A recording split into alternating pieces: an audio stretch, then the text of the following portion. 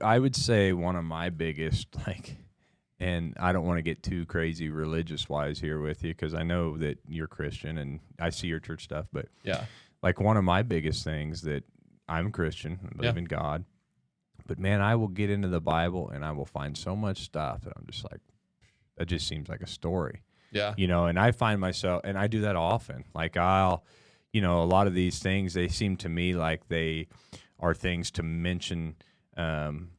It's this really good story that makes you feel good about being a believer. And I feel like it's there's a lot of stuff in there that's kind of to get people to follow and get people involved and stuff like that. And I feel like a lot of people do that. Like and people are always bending religion to kind of suit their needs. Right. I mean, you can take any verse and I can make it say anything I wanted. That's right. Whatever you're looking for, you can usually get there. And then, and then depending on which parts of the Bible you're in, a lot of that, in the first 5 books especially, it's not even written word. That's oral stories that were later written down. Yeah. So, they're literally stories that were written down who knows how many years later. Yeah. So there's going to be some of that that's going to go on. Then you're going to have the prophets and a lot of the stuff that goes on with them, which aren't usually very feel-good stories. There's some parts of the Bible where I'm like, did they really need that story? Yeah. That seems to kind of go against the image that they're going for. You know what I mean? Because it probably helped them in a time, maybe. Yeah. It's like, did we need to have the story about this guy who really lusted after his stepsister and then basically raped her?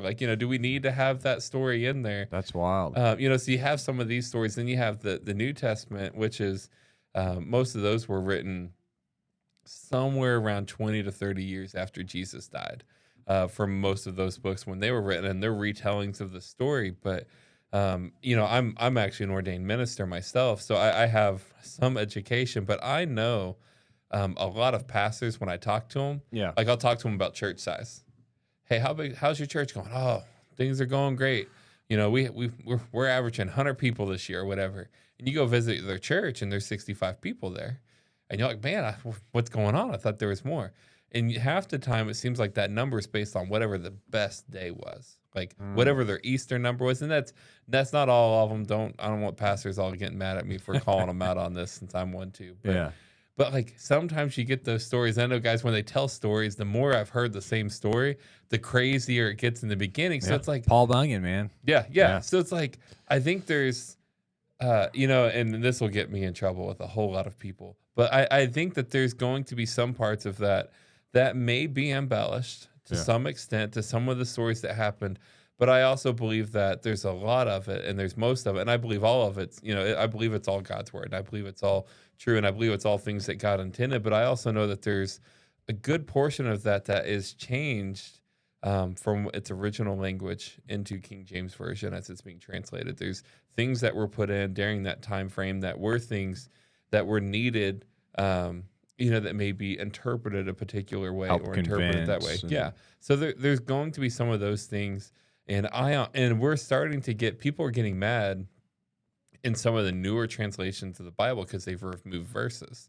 Yeah. That's because we're getting far enough in technology that we're able to read some of the oldest scrolls, and we're seeing the Dead Sea Scrolls and some of those.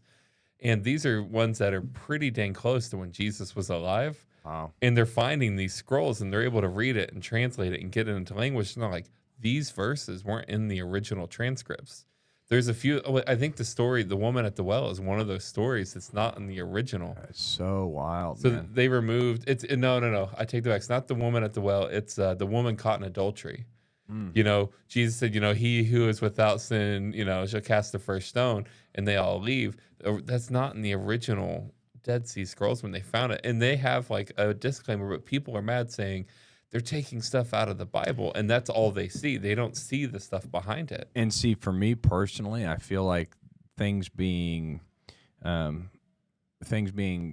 like that does more hurt. Yeah. To the structure of the Bible or to the believability for non-believers. Yeah.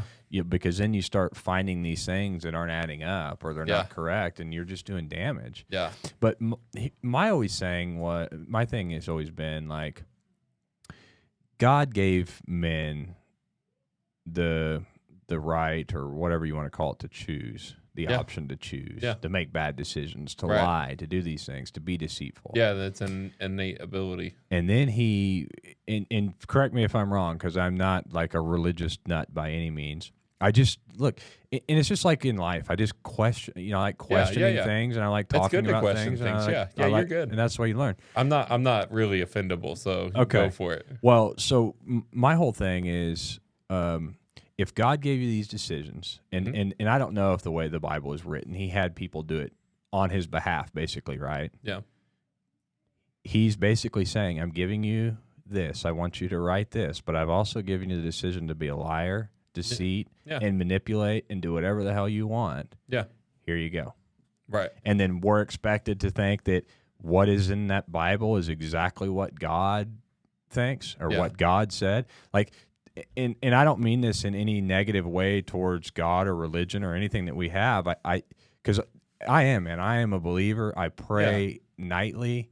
I have, I like to feel like I have a relationship with God that's like a Right. personal level. I don't go to church that often. Yeah. I don't. I like when we go to church. Like, I love the energy of people. That it's really that drives me to church. Like, this energy, and that's what church really is. It's the community. Yeah. Yeah, and but to get to my point, it's like, I feel like, so he's basically giving you this, and you don't think that a lot of these people and a lot of the crazy stuff and the crazy mindset that some of these people may have been in, they thought, well, if I write this in here, this actually helps me right now. Yeah.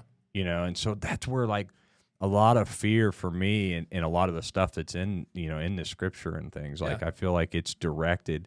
Like, there's a lot of things in there that says it's okay to do, probably just because that was convenient for them to do at the time. Yeah. And I don't necessarily know. I mean, I don't know all the religions. So there's a line in between, like God gave 10 commandments, and the Israelites basically went out and created another 600 plus laws, because for their belief was that man had to be perfect for Jesus to come. So, like, for the Savior to come, they had to be perfect. So they made more and more rules so we could adhere to the 10 commandments. Jesus himself, as you get into some of the new books, just talks about like all we have to do is love God and love one another. Like, everything else you'll keep. And man made it really complicated. I think it's good, and I think it's healthy to be skeptical. If you could get most people who are Christians to be honest with it, they'd be like, yeah, I'm skeptical sometimes. Like, I read some of these stories and I'm like, this really happened. And and that's part of, like, any believer's faith in any religion. Like, it just takes some faith to be like, okay, I believe this is true. Because I also believe God does have the sovereignty and the power that, like, if somebody was trying to, like, straight up manipulate people in the Bible, like, I mean, he smoked people dead, like he's not beyond that. I mean, there's people that said, hey, we gave all the money to the church. And then they lied and died. I mean, there's some of those stories where it's like, you have those, but, like, that's one of those stories I could see you'd be like, but did they really die? And would God really do that? Because He kind of gave you the decision and everything to do that, to make those poor decisions. Right. Not to say He won't judge you one day, but is He going to punish you for that? Maybe not. And that's where, like, I think, me and a friend who's a pastor have talked about this, and we've said, like, if God wanted a perfect creation, the easiest thing He could have done is just kill Adam and Eve after they sinned and started over. Yeah. I mean, how many people would be punished in comparison? You know I what don't I know, mean? but Like, that kind of, like, and two, that kind of goes against everything that exactly. Somebody would think that God really is, because He gave them second chances. Well, not only that, but you wouldn't think God would make a mistake. Right. And God made Adam and Eve. Yeah. And His first creation of a lifelike creature, in His image. In His image is going to be a mistake. I don't think so. Right. So then it's like, we have to understand and to some extent believe and have faith a little bit that God, He knew that what we were going to do was going to mess up. And Jesus, when all of it went down, when it started and man was created, Jesus knew that there was going to be a day when He would come and He would need to walk on earth and be an example and give His life for people. There was a thing I read years ago, and it said the time that Jesus came, it's believed to be that only 10% of the world's population forever only 10% of the world's population had been alive up to that point.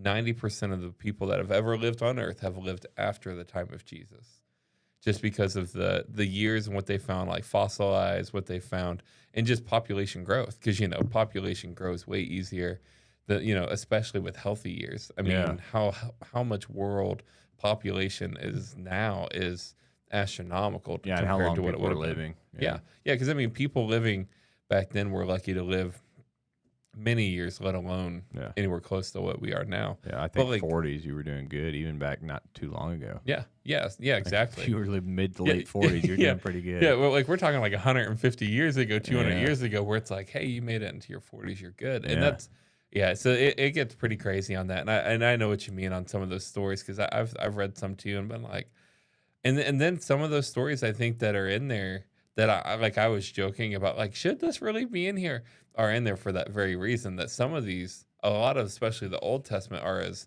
much considered historical documents. And there's been comparisons done to those of like other documents that were written around same time periods. Yeah. And it's talking about who was king, who was leader, things that had happened.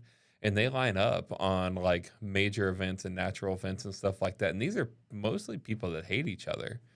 Because, you got like, if you've been to Israel, any of those countries around them pretty much hate Israel, from Egypt to everybody else, basically. It's Middle and Eastern, Muslim. I mean, it's all been, they've been at war since the beginning of time. Yeah, it's wild how hateful they are over there. Yeah, I know, but we're sad that we hurt each other's feelings. Yeah. They're literally stoning people in streets and blowing up stuff. And I feel like religion kind of gets a bad rap because of that. Yeah, absolutely. Because and that kind of goes to what I was talking about on TV shows. You always get this white radical guy who, is a Christian, or what was the guy in Texas that thought he was Jesus reincarnate, basically. So then no one could have sex with their wives or anything, and he slept with them.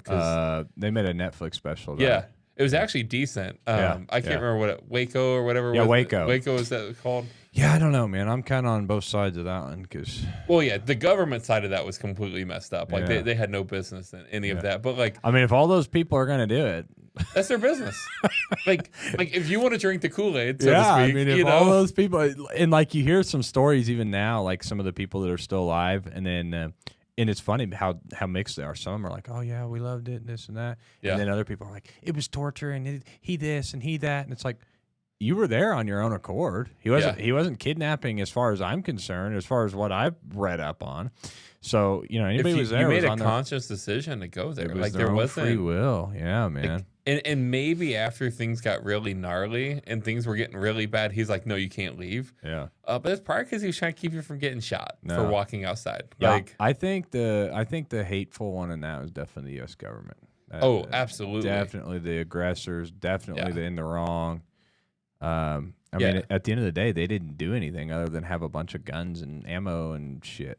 Yeah. And grenades that weren't even live grenades, I'm pretty sure. Isn't that what everyone in Texas has? Yeah. Like, that's pretty normal. Like, everybody should have, period. Yeah, everyone needs a bunker. Like, I mean, man, it's feeling that way. Yeah, I don't know. And, and kind of going back to the religion thing, but it's not a religion thing. And I know, like, Joe Rogan has said this, and Bill Maher has said this, and they talk about the hate that religion causes. It's not religion, it's people. Yeah. And we're that seeing free will, that free choice. Well, it is. We are seeing it right now. It's just like the climate change. Yeah. Climate change is basically its own religion right now, because if you don't believe it, some people are willing to kill you because of it. And there's a lot of things, and it's not religion that causes these things. It's not any kind of thing that causes this issue where humans want to kill other humans. It's just us.